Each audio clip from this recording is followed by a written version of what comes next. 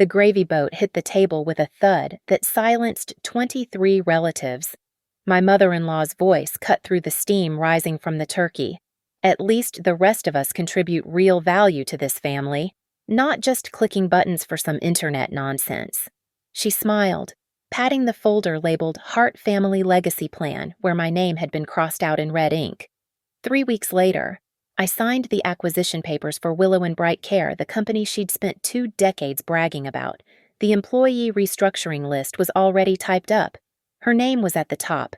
The smell of rosemary and butter should have been comforting. I'm Rachel Monroe, and at 34, I'd survived enough Hart family Thanksgivings to know that nothing about this colonial-style house in Riverton, New Jersey, was ever truly comfortable. My fingers traced the condensation on my wine glass as Evelyn Hart, my mother-in-law, held court at the head of the dining table. Her pearl necklace catching the light from the chandelier she never let anyone forget cost $8,000. Patrick tells me you're still doing that computer thing, Evelyn said, her voice dripping with the kind of sweetness that could rot teeth. The table aunts, uncles, cousins, Patrick's brother David with his surgeon wife turned toward me like sunflowers following their queen's gaze.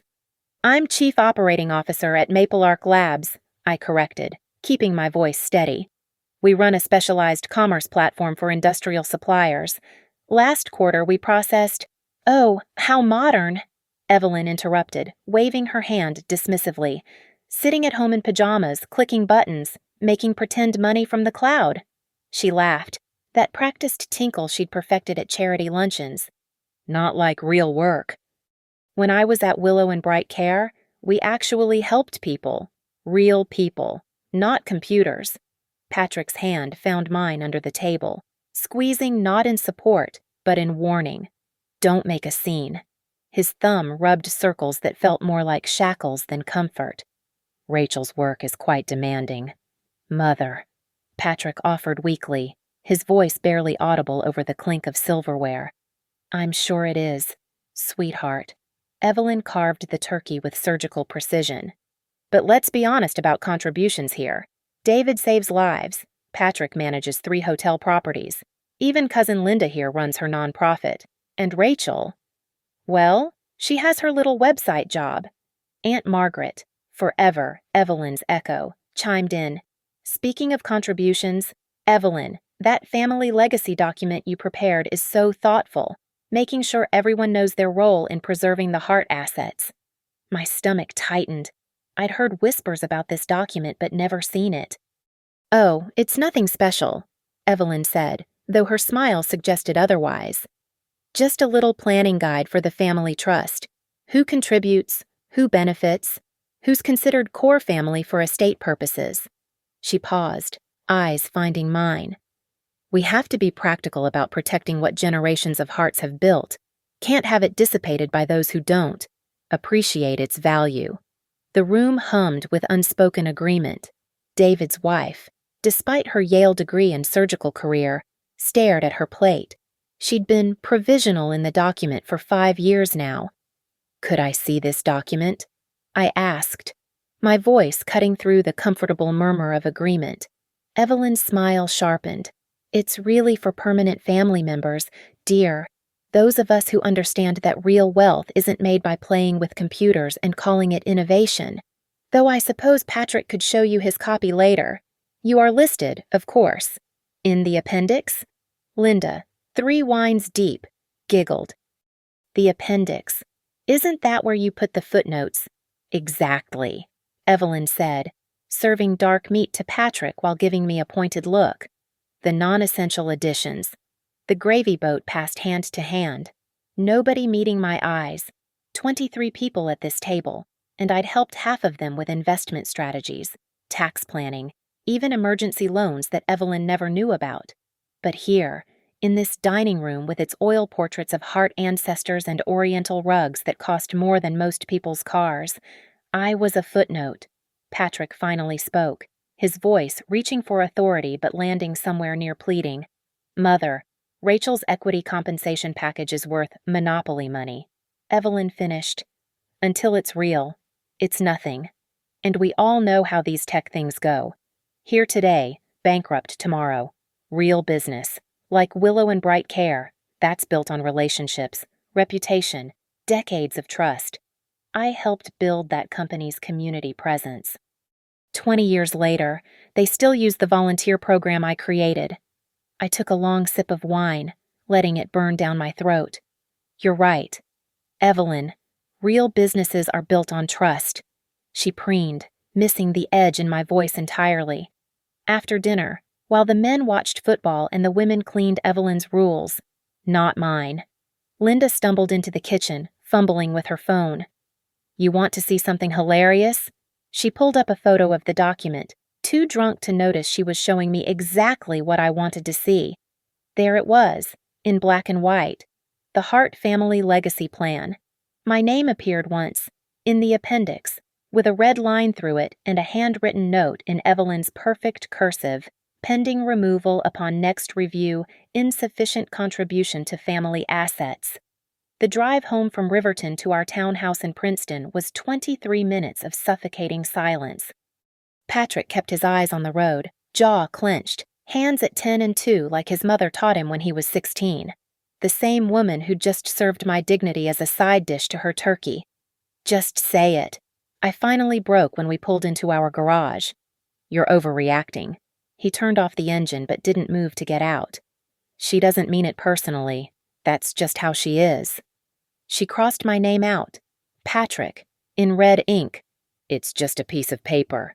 It doesn't mean anything. I laughed, harsh and bitter. Your mother doesn't do anything that doesn't mean something. You've been managing her hotels for 8 years, you know this. He finally looked at me, and in the dim garage light, I saw it clearly, the 10-year-old boy who still needed Mommy's approval. Can we just not do this tonight? Please, it's Thanksgiving. Can't we just keep the peace? Keep the peace. The Hart family motto. Keep the peace while Evelyn redistributed family assets. Keep the peace while she erased daughter-in-laws like pencil marks. Keep the peace while my husband chose his mother's comfort over my dignity. That night, while Patrick slept his conflict-avoidant sleep, I sat in my home office with my laptop and a glass of bourbon. The numbers on my screen told a different story than Evelyn's narrative. My equity in Maple Arc Labs wasn't monopoly money. It was $700,000 vesting in 4 months, part of an ESOP restructuring I'd negotiated when I helped pivot the company from near bankruptcy to profitability. My base salary alone was double what Patrick made from the hotels, though I'd never mentioned it to spare his ego. I pulled up my investment portfolio, the rental property in Hoboken, the consulting contracts I maintained on the side. Footnote, I'd built more wealth in 5 years than Patrick had inherited in trust funds. I just didn't wear it as pearls around my neck. At 2:30 a.m., my phone buzzed. Mrs. Doyle from next door, the 80-year-old insomniac who knew everyone's business in 3 counties. Saw your lights on, honey. Rough Thanksgiving. I found myself in her kitchen 10 minutes later, eating freezer-burned ice cream while her cat judged me from the counter. Evelyn Hart, she said when I'd finished venting. Now there's a piece of work. Did you know I knew her back when she worked at Willow and Bright? I straightened. She talks about it like she ran the place. Mrs. Doyle cackled. She was a scheduling coordinator, middle management at best. But, oh, the airs she put on, left under some cloud too very hush-hush. My friend Gladys worked in HR then, said there was drama about favoritism, scheduling certain clients for her friends, taking kickbacks from the premium service list. She was taking bribes. Nothing proven, but she left real quick when questions started. Then she married Hartford Hart Old Money, older man, and suddenly she's rewriting history. Willow and Bright became her charity project, her grand career, her gift to the community. Mrs. Doyle spooned more ice cream into my bowl. That company still donates to every charity she's involved with. Probably scared she'll tell stories if they don't. I drove home as the sun came up, mind racing. In my office, I pulled up industry reports I had access to through Maple Arc. Healthcare services, New Jersey, private companies. There, Willow and Bright Care. Still operating, still mid-sized, still making modest profits. But the details made me lean forward. Revenue flat for 3 years. debt-to-equity ratio climbing, high staff turnover, and buried in the footnotes majority stake held by Cascade Equity Partners, a small private equity firm known for distressed assets. They'd bought in 5 years ago, failed to grow it, and based on their other holdings, were likely looking to exit. I cross-referenced with state filing records. The company wasn't failing, but it wasn't thriving. Classic PE problem: they'd cut costs to boost margins but killed growth in the process. The brand still had value in the community, but operations were a mess. My phone showed 4:47 p.m. Patrick would wake at 6, expecting apologies and peacekeeping. But I wasn't interested in peace anymore. I opened a new spreadsheet and started running numbers. Purchase price estimates based on comparable deals, financing options, revenue projections. If someone who actually understood operations took over, someone who'd spent 5 years turning around a failing tech platform, someone who understood that real business wasn't about pearls and charity luncheons, but about cash flow and strategic positioning. By the time Patrick's alarm went off, I had a plan. Evelyn Hart thought I was a footnote in her family legacy. Fine. I'd write my own story, and I'd use her favorite pen to do it. The law offices of Rourke and Associates occupied the top floor of a Princeton office building that screamed discretion. Ava Rourke herself was 6 feet of Harvard Law precision in a charcoal suit, her handshake firm enough to crack walnuts. Across from her sat Luis Cabrera, the forensic accountant I'd worked with on Maple Ark's restructuring a man who could find fraud in a church bake sale. "You want to buy Willow and Bright Care?" Ava repeated, her pen hovering over a legal pad. "The home health care company in Riverton." "Correct. And this is purely a business decision." Her tone suggested she'd heard enough revenge acquisition stories to write a book. "It's a distressed asset with strong brand recognition and operational inefficiencies I can fix." I slid my preparation folder across the mahogany table. "Also, my mother-in-law will shit pearls when she finds out. But that's just a bonus." Luis laughed, already flipping through my numbers. "Clean structure." "You've done your homework." "I need an SPV for the acquisition," I continued. "Larkspur Holdings LLC, Delaware entity for tax efficiency, New Jersey foreign registration for operations. I want to move fast and quiet." Ava's pen moved across the page. "Financing. Mixed structure, $400,000 in cash, my savings, and a portion of my Maple Ark equity I can borrow against. Another $300,000 from an early vest negotiation I'll trigger at Maple Ark. I've already discussed it with our CFO. If I agree to a 90-day transition period post-announcement, they'll accelerate half my remaining equity. That's $700, purchase price. Based on comps, they'll ask $1.8 million. They'll take $1.4. The PE firm wants out. Their fund is closing next year, and this is one of their last portfolio companies." Luis looked up from his calculator. "You're short $700,000. 3 sources.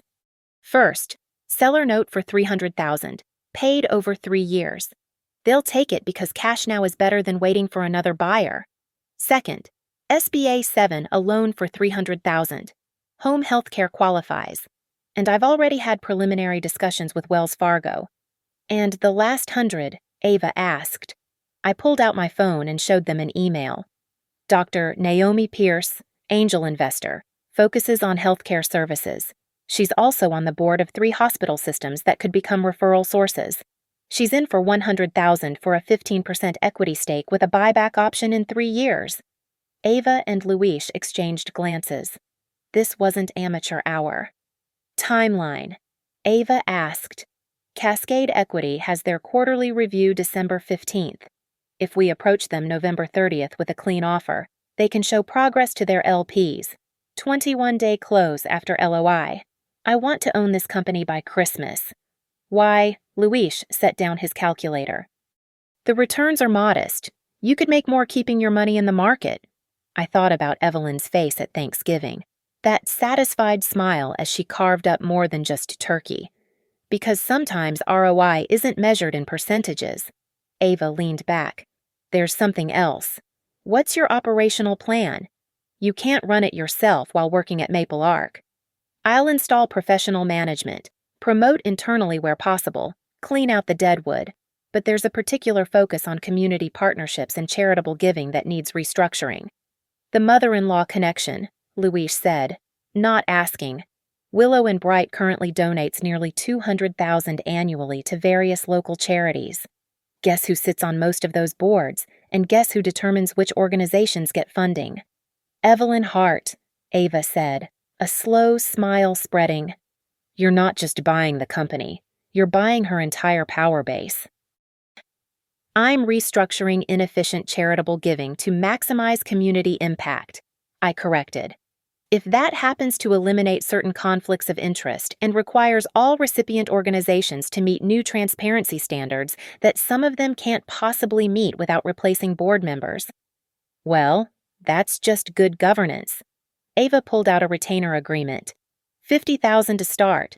This covers LOI through due diligence. Another $50,000 at closing. I signed without hesitation. How soon can you reach out to Cascade? Monday. But Rachel... Ava's expression turned serious. Acquisitions like this, with personal motivations, they can get messy. What happens if your husband objects New Jersey as a community property state? The SPV is mine alone, funded with premarital assets and my separate employment income. Patrick has no claim and no say. And when he finds out, I thought about Patrick at Thanksgiving, his hand squeezing mine to keep quiet, choosing peace over partnership. Then he'll have to decide whether he wants to be married to a footnote or a chapter. Louise whistled low. Remind me never to piss you off. One more thing, I said, standing to leave. Absolute confidentiality until close. If Evelyn gets wind of this before I'm ready. Our lips are sealed, Ava promised. But Rachel, once you pull this trigger, there's no going back. You're not just buying a company. You're declaring war on your husband's family. I thought about the red line through my name, the appendix where I'd been relegated, the 23 relatives who'd watched me be humiliated over turkey and stuffing. Good, I've been keeping the peace for 10 years. Time to win the war. The conference room at Willow and Bright Care smelled like industrial disinfectant and broken dreams. Louise spread financial statements across the scratched table while I interviewed the interim CEO. A tired-looking man named Tom Morrison who'd been temporary for 18 months. The bones are good, Tom said, pushing his glasses up his nose. But Cascade stripped us down to nothing. Minimum staff, maximum billable hours. We're burning out nurses faster than we can hire them. Turnover rate, I asked, though I already knew from the documents. 42% annually. Industry average is 25%. He looked embarrassed. We can't compete on salary. And the scheduling system is from 2015. Nurses find out they can make $5 more an hour at Jefferson Health. They're gone. Luis looked up from his laptop. Your community partnership line item, $200,000 annually. That seems high for a company this size. Tom's face went carefully neutral. That's a legacy commitment from before the acquisition. Evelyn Hart's legacy. I kept my voice casual. His silence was answer enough. Walk me through it, I said. Tom pulled out a folder, hands slightly shaking. When Mrs. Hart left the company in 2004, there was an understanding. The company would maintain certain charitable commitments to organizations she was involved with. In exchange, she would continue to promote Willow and Bright within her social circles. Promote or pressure, Louise asked. The Hart family has influence. When Evelyn Hart recommends a home health care service at the country club, people listen. When she doesn't, Tom shrugged. I found the detailed breakdown. The Riverton Women's Auxiliary, $40,000. The Plymouth County Heritage Foundation, $30,000. The Ladies Charitable Society of New Jersey, $50,000. Every single organization listed Evelyn Hart as either president or board chair. And if funding stopped, she'd destroy us. Tom said simply. She knows where every body is buried. Every mistake we've made, every complaint we've covered up, every corner we've cut. She was here during the Medicaid billing issues in 2003. Nothing prosecutable now. Statute of limitations. But the reputation damage. She's blackmailing you. It's not that simple. Tom rubbed his face. She also refers clients, premium clients. the ones who pay out of pocket, don't argue about rates. Maybe 10% of our revenue, but the highest margin business we have. Luis and I exchanged glances. This was better than we'd hoped. Tell me about 2004, I said. Her departure. Tom looked at the door, confirming it was closed. Before my time, but I've seen the files. She was scheduling coordinator, managed the nurse assignments, started giving the best shifts to her friends, the easiest clients to nurses who donated to her charities. Someone complained to the state board. No formal investigation, but HR recommended termination. Instead, she negotiated this arrangement. Do you have documentation? Everything. He was sweating now. Cascade never looked that deep. They just saw the revenue and the margins. But it's all there. Emails, board minutes, even a few recorded phone calls from when she'd call to check on her investments. I leaned back, processing. This was more than leverage. It was a nuclear weapon. Tom, hypothetically, if new ownership came in and restructured these partnerships, required competitive bidding, transparency requirements, what would happen? Half those organizations would fold within a year. They're completely dependent on our funding. The other half would have to find new board members who actually know how to fundraise instead of just hosting garden parties. And if Evelyn tried to retaliate with what everything she knows is either past statute of limitations or would implicate her too, she was the scheduling coordinator. Her signature is on every problematic decision from that era. Luis pulled me aside. This is gold, but it's also dangerous. You're not just taking away her funding. You're exposing 20 years of questionable practices. I'm restructuring inefficient operations, I corrected. If that restructuring happens to reveal previous mismanagement that certain parties were complicit in, that's just transparency.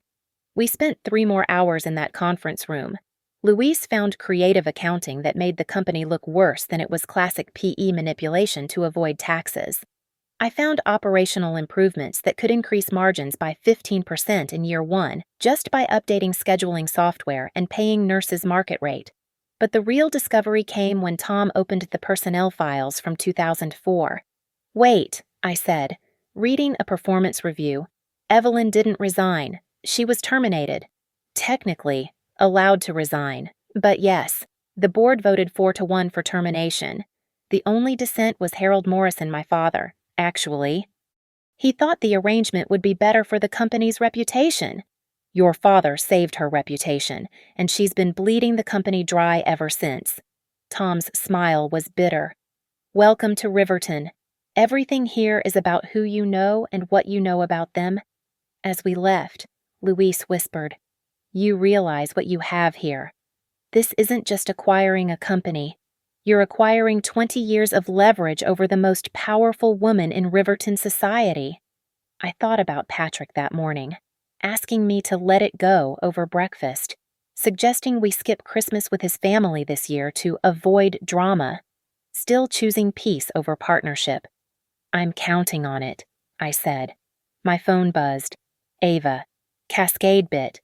They want to meet Monday. Can you get your financing commitments in writing by then? I typed back, already done.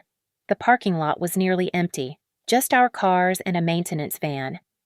But as I reached my Tesla, I noticed something tucked under the windshield wiper. A note in familiar handwriting. Some things are better left buried. E.H. She knew. Somehow. Evelyn knew. I crumpled the note and smiled. Let her worry. In 72 hours, I'd own her entire house of cards. The signing happened in a sterile conference room at Wells Fargo's Princeton branch at 9:15 a.m. on December 20th. 23 pages of the stock purchase agreement, each initial placed with the same precision I'd once reserved for keeping peace at Hart family dinners. Congratulations, Ava said as the wire transfer confirmed. You now own Willow and Bright Care. The escrow agent handed me a folder containing corporate seals, banking authorizations, and the minute book. 20 years of Evelyn's carefully constructed power base, now sitting in my lap in a burgundy leather binder. Luis had his laptop open, already logged into the company's back-end systems. New admin credentials are active. Email domain migration starts in 30 minutes. You want to send the all staff now or wait? Now. I pulled out my phone and opened the message I'd drafted at 4 a.m. when Patrick thought I was in the bathroom. Subject: important announcement, new ownership and exciting changes. Dear Willow and Bright Care Team, I'm pleased to announce that as of today, Willow and Bright Care has been acquired by Larkspur Holdings, LLC. I'm Rachel Monroe, your new owner and managing director. The message outlined immediate changes: 10% salary increases effective January 1st, new scheduling software rolling out immediately, comprehensive health benefits starting February 1st, and a 24/7 support hotline for staff issues. But the paragraph that mattered most came near the end. We will also be restructuring our community partnership program. All charitable giving will now go through a transparent application process with clear metrics for community impact. Existing partnerships will be reviewed for alignment with our new mission of equitable healthcare access. Organizations wishing to continue receiving funding must submit new applications by December 31st. I hit send. That's going to land like a bomb, Louise said, watching the email propagate through the system. Good, Tom. You still want the permanent CEO role. Tom Morrison, who'd driven separately to maintain the fiction of normalcy, nodded. After what you're offering? Absolutely, but Mrs. Hart is no longer relevant to this company's operations. I handed him the folder I'd prepared. New partnership guidelines. Every organization has to submit audited financials, demonstrate actual community impact, and disclose all board members and their potential conflicts of interest. He read through it, eyes widening. None of her organizations can meet these requirements. Their financials are a mess, and the conflict of interest disclosures alone. Then they'll need new leadership, won't they? The next 3 hours were a blur of passwords, authorizations, and system changes. We updated the website, changed the lobby signage order for Willow Bright Home Care under new management, and most importantly, froze all pending charitable disbursements. At 12:45 p.m., my phone exploded. 17 missed calls from Patrick, 23 from Evelyn, 42 text messages ranging from "What have you done?" to "This is illegal" to "Call me immediately." I turned my phone to silent and focused on the vendor contracts Louise had flagged. Rachel, Tom said, looking at his phone. Evelyn Hart just called an emergency board meeting of the Riverton Women's Auxiliary and the Heritage Foundation. And, Jesus, she's calling all of them. Let her. I signed another document. Ava, can you send the notice to all partner organizations now? Ava pulled out her laptop and sent the formal notice we'd prepared. Every organization that had received funding from Willow and Bright would get the same message: funding suspended pending new application process. All future communications to go through legal counsel. Any attempts at coercion or retaliation would be met with appropriate legal action. You want to tell me what this is really about? Tom asked. This kind of scorched earth approach isn't typical for healthcare acquisitions. I considered brushing him off, but he'd been honest with me. She humiliated me at Thanksgiving, crossed my name out of her family trust documents because I work in tech instead of something real, called me a footnote. And now you own her entire power base. He whistled. Remind me to stay on your good side. At 2 p.m., Patrick walked into the conference room. His face was red, tie askew, hair messed like he'd been running his hands through it. We need to talk, he said. I'm in a meeting. Now, Rachel. I looked at Ava and Louise. 15 minutes. Patrick waited until we were alone, then exploded. My mother is having a breakdown. She's called every family member, every friend, every person she knows, saying you've stolen her company. I bought a company she worked at 20 years ago, before she was fired for corruption. That's a lie. I pulled out the personnel file Tom had copied for me. Terminated for cause. December 2004. Scheduling manipulation, kickback schemes, misuse of company resources. It's all here, Patrick. Your mother's entire reputation is built on a lie she's been paying to keep quiet for 2 decades. He stared at the papers, color draining from his face. This can't be real. It's all real. The charity board she sits on, They're funded by money she extorted from Willow and Bright. The social status she lords over everyone paid for by a company she was fired from. The power she has over this town, built on blackmail and hush money. Patrick sank into a chair. You're going to destroy her. No, I'm going to run a healthcare company efficiently and ethically. If that means cutting off funding to organizations that exist solely to boost your mother's ego, that's just good business. This is about Thanksgiving. This is about a pattern of behavior that Thanksgiving exemplified. Your mother thinks she can erase people who don't meet her standards. Well, I just erased her. He looked at me like he'd never seen me before. The Rachel I married wouldn't do this. The Rachel you married wouldn't have been crossed out in red ink while her husband sat silent. I stood, straightening my new company's incorporation documents. I have a staff meeting at 3. Your mother's invitation to attend as a community partner has been revoked. Rachel, please. We can fix this. We can find a compromise. Your family doesn't believe in compromise. Patrick, they believe in winners and footnotes. I opened the door. Tell your mother she needs to submit her application for partnership by December 31st if she wants any funding next year. Oh, and Patrick.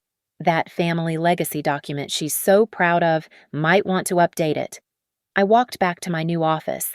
Tom had cleared his things out an hour ago and looked at the nameplate being installed on the door, Rachel Monroe, owner and managing director. In the parking lot below, I could see Patrick still standing by his car, phone pressed to his ear, probably trying to calm his mother. My phone buzzed with a text from Dr. Naomi Pierce. Heard through the grapevine you just detonated Evelyn Hart's empire. Dinner tomorrow to discuss expanding to Sussex County.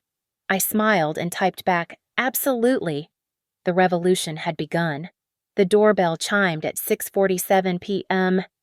On December 27th, cutting through the forced cheerfulness of Patrick's attempt at normal dinner conversation. He'd been trying all week to pretend nothing had changed, that I hadn't just dismantled his mother's empire piece by piece. I'll get it, I said, setting down my wine glass.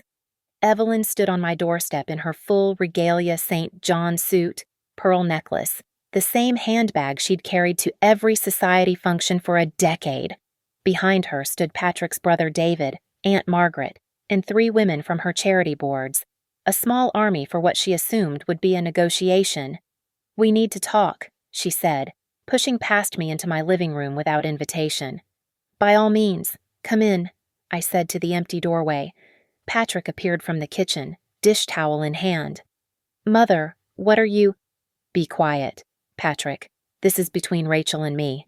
She positioned herself in my favorite chair, the power play so obvious it was almost quaint. You've had your fun. You've made your point. Now it's time to discuss terms. I sat across from her, crossing my legs. Terms for what?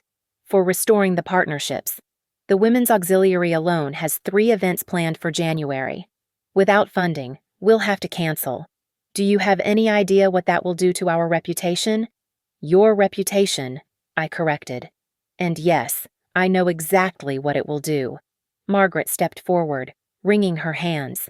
Rachel, dear, surely we can come to an understanding. We're family. Last I checked, I was a footnote in the appendix of your family document, crossed out in red. David cleared his throat. That was a misunderstanding. Mothers explained that I don't contribute real value, that my internet job isn't worth considering, that I should be removed from family financial planning. I pulled out my phone and showed them the photo Linda had drunkenly sent me. This misunderstanding. Evelyn's composure cracked slightly. That document was never meant to be shared. It was a private family matter. And Willow and Bright Care is now a private business matter. My business.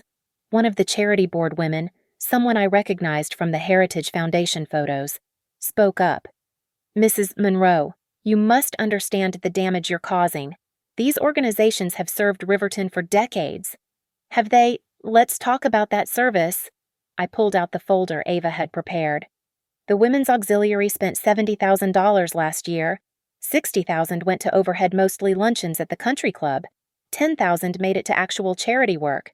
That's a 14% efficiency rate. Those luncheons are networking. They're social events where you validate each other's importance. The Heritage Foundation is worse. 80% overhead. The Ladies' Charitable Society doesn't even file proper 990 forms. They're all vanity projects funded by my company. Your company. Evelyn stood, fury finally breaking through her practiced calm. I built the relationship with that company. I created those partnerships.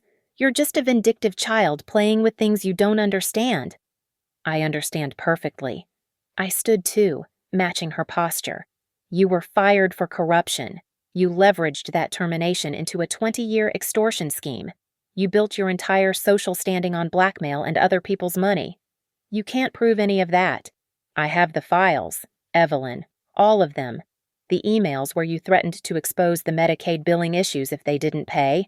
The recorded calls where you explicitly linked funding to silence. The board minutes documenting your termination for cause. The room went silent.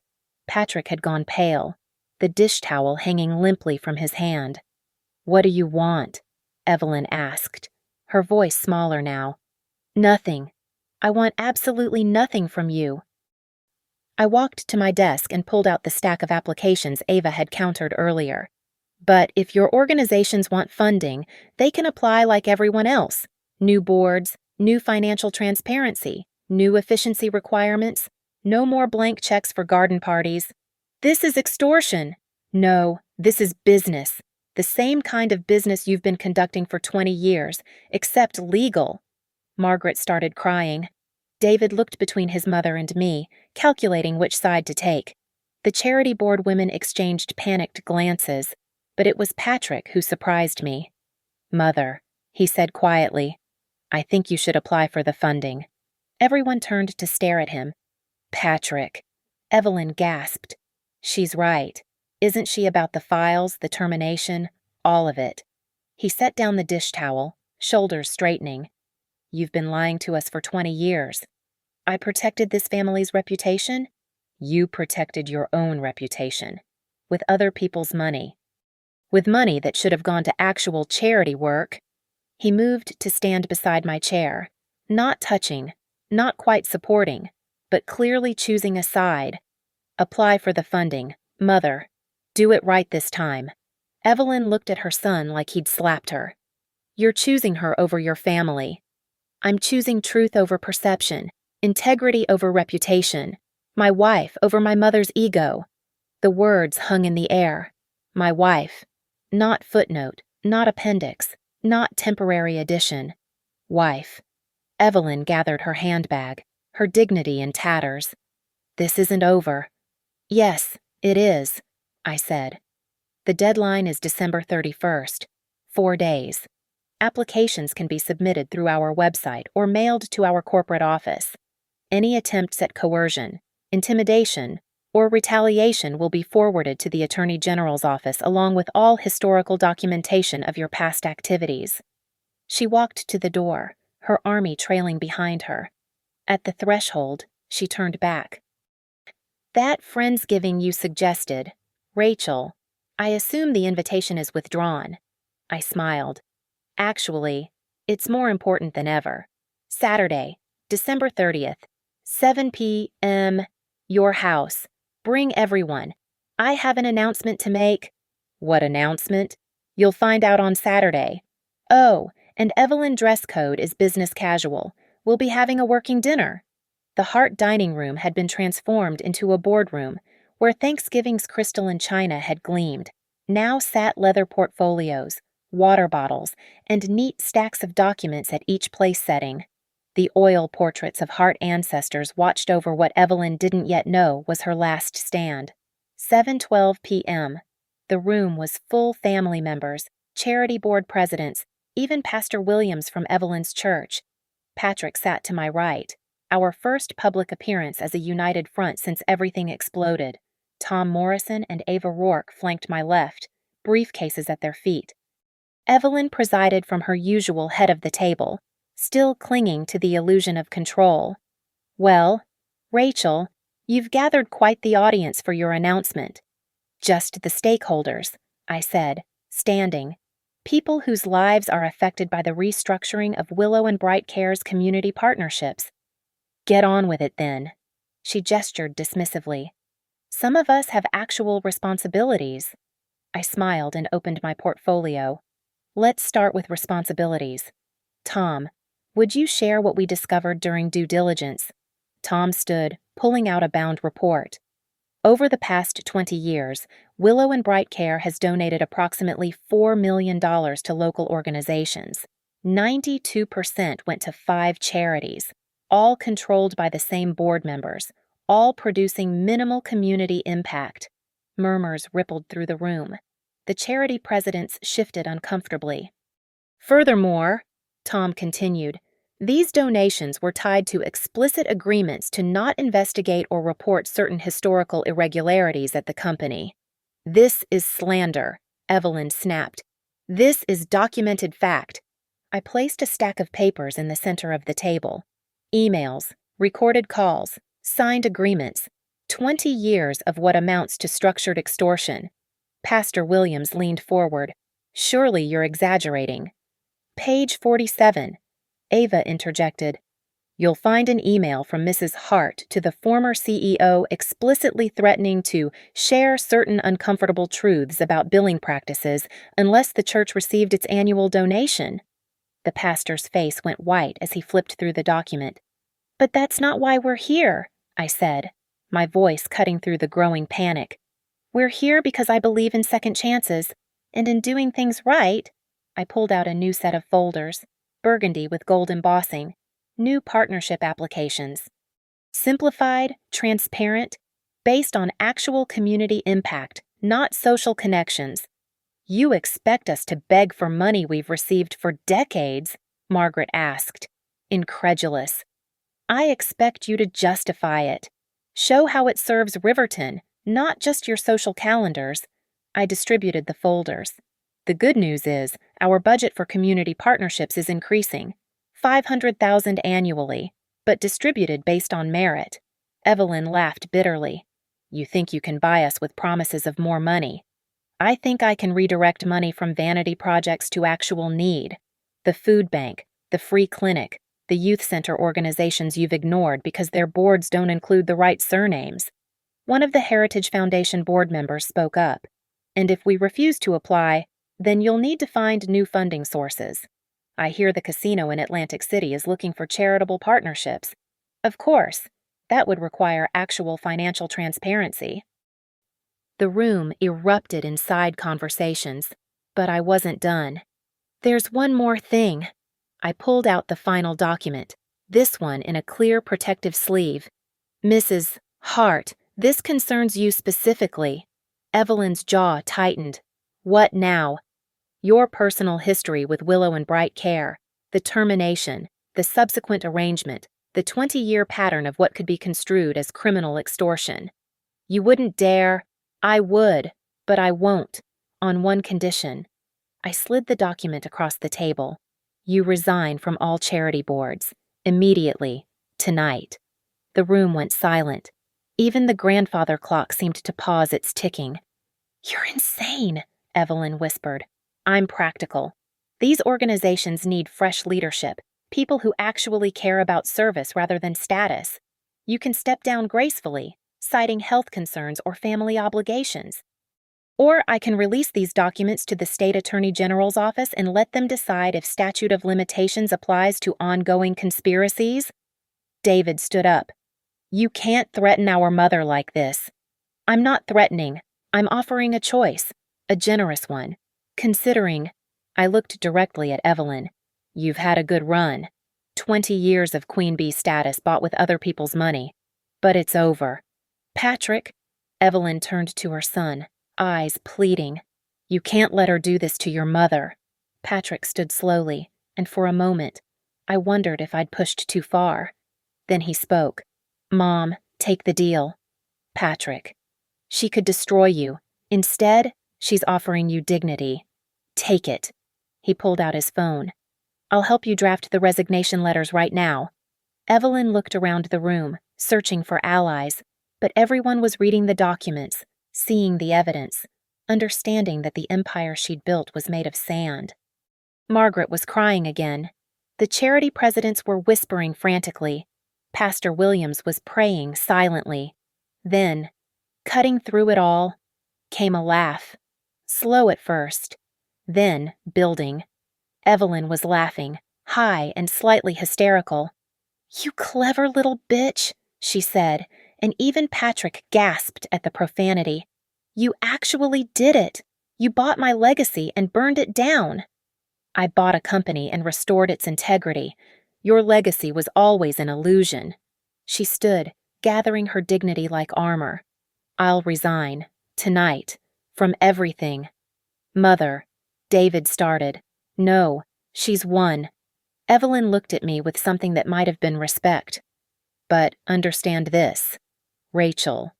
You may have won this battle, but you're now responsible for this entire ecosystem.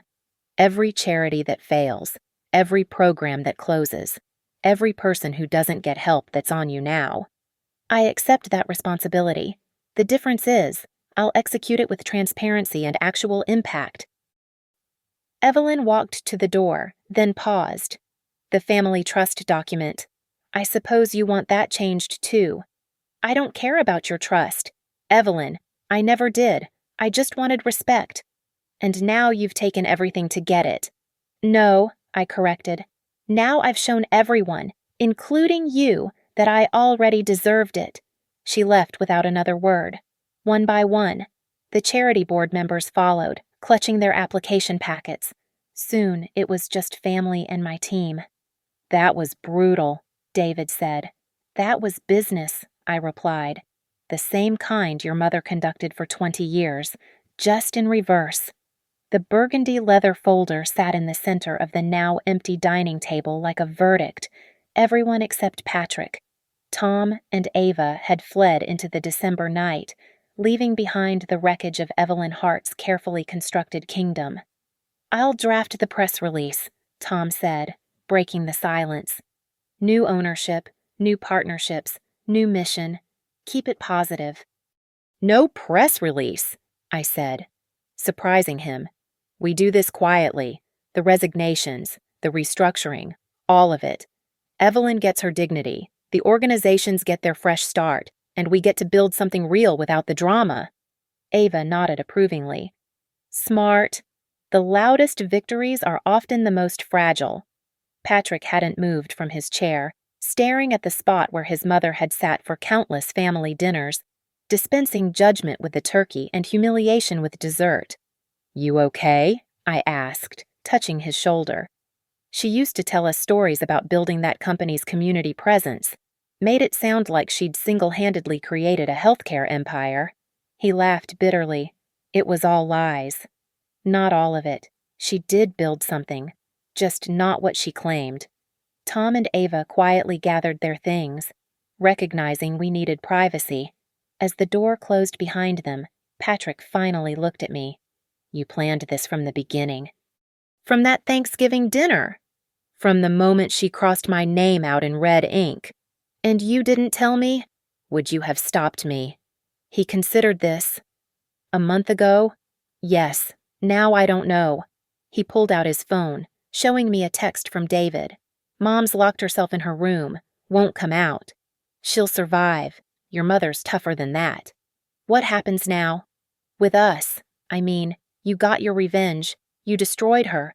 Where does that leave our marriage?" I sat down across from him, really looking at my husband for the first time in weeks. "That depends. Are you Patrick Hart, Evelyn's son, or Patrick Monroe? My husband. Can't I be both? Your mother couldn't let me be both Rachel Monroe, the tech executive, and Rachel Hart, the daughter-in-law. She made me choose. Now you have to choose too." He reached across the table, taking my hand. "I choose you. I should have chosen you at Thanksgiving. Hell, I should have chosen you years ago." "It's not that simple." "Yes, it is." He squeezed my hand. "You just showed me what it looks like to stand up to her, to refuse to accept the narrative she creates. I've been living in her story my whole life. Maybe it's time I wrote my own." My phone buzzed. A notification from the company system. 3 partnership applications had already been submitted online, not from Evelyn's organizations, but from the food bank, the free clinic, and a veterans support group. "Look at this," I showed Patrick. "Real organizations doing real work. They were never going to get funding under your mother's system. And under your system, they'll get what they deserve based on merit and impact. No politics, no social hierarchies, just results." Patrick stood, pulling me up with him. "We should go. Leave her to process everything." As we gathered our things, I took one last look around the dining room. The portraits of Hart ancestors still stared down, but they seemed less imposing now. The chandelier Evelyn loved to mention still sparkled, but it felt like just expensive glass.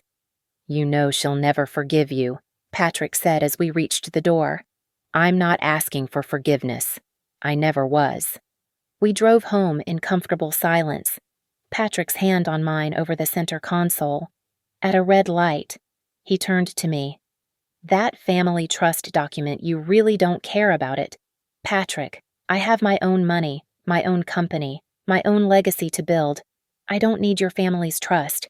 I just needed my husband's. You have it, completely." We pulled into our garage at 9:43 p.m. As we walked into our house, Patrick's phone rang. "David." "Put it on speaker," I said. "She's resigned." David's voice was hollow. "All of it. Every board, every committee, every position, effective immediately. She's citing health concerns and a desire to focus on family." "That's good," Patrick said. "Clean break." "Good. She's destroyed. You married a monster." "Patrick." I took the phone. "David, your mother created this situation. I just ended it. And for what it's worth, I'm not going to release any of the documentation. As long as she stays retired, it all stays buried." That's supposed to make me feel better. That's supposed to be closure. Your mother had a good run. 20 years of power built on questionable foundations. Most people don't get away with it that long. I hung up and tossed the phone on the counter. "He'll come around," Patrick said. "Maybe. Maybe not. Either way, it's done." We stood in our kitchen, the same kitchen where I'd made my plan that November night, fueled by bourbon and humiliation. The partnership applications kept coming in on my phone, real organizations with real missions, finally getting their chance. "So what now?" Patrick asked. "You've won. What comes after victory?" I smiled, pulling up the business plan Tom and I had drafted. "Now we build something real. A healthcare company that actually serves the community. No politics, no extortion, just quality care and fair partnerships. And us? We go to couples counseling. We establish boundaries with your family. We decide if we want kids and what kind of life we want to build for them. We become actual partners, not just married roommates keeping the peace." Patrick kissed me then. Really kissed me for the first time since this all started. "I love you. The real you. The one who fights back. Good. Because I'm never going to be a footnote again." My phone buzzed one more time. A text from an unknown number. I opened it, expecting another threat from one of Evelyn's flying monkeys. Instead, it was from Mrs.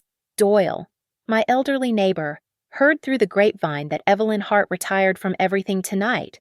"Good for you. Honey, some footnotes deserve to become headlines." I laughed, showing Patrick the message. "Footnotes to headlines," he mused. "That should be your business biography title." "Maybe. But first, I have a healthcare company to run and a marriage to rebuild." We headed upstairs, leaving the phone on the counter. Tomorrow would bring more applications, more decisions, more building. But tonight, for the first time in our marriage, we were true partners. In the master bedroom, I caught sight of myself in the mirror. Same face that had sat at that Thanksgiving table taking insults with wine. Same hands that had signed those acquisition papers. Same woman who'd been crossed out in red ink, but not a footnote. Never again a footnote. I was the author now. And this story, it was just beginning. Thank you so much for listening to this story of sweet revenge and taking back power. I'd love to know where you're listening from. Drop a comment below and let's connect.